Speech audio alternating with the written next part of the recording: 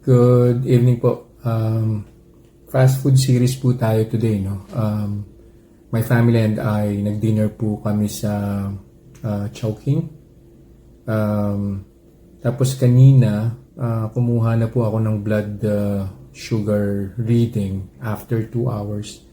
Unfortunately, for some reason, na-delete ko po yung video.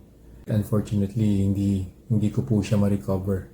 So, I just decided to re-record. Hindi na po ako kukuha ng blood sugar kasi definitely it's already after an hour. So, mababa na po pag kumuha po ako ng blood sugar now.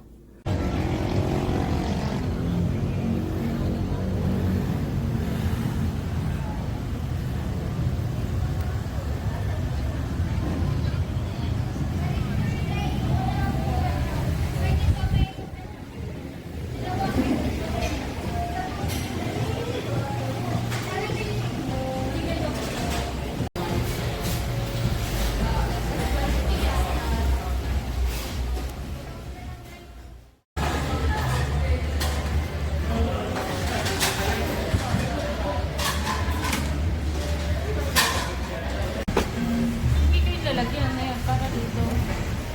Dito ang torso. Dito na, lalagyan ka na.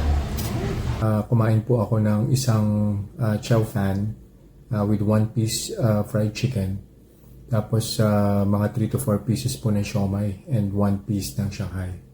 So again, no, na-curious din lang po ako on how would the blood spike be. I mean, the blood sugar spike be. Kaya na-record ko po siya. So, alam ko naman po na hindi siya papase. And ito po yung blood sugar spike after 2 hours. So, 145. So, kung gusto niyo po mag-fast food, Chowking, you can do it at your own risk.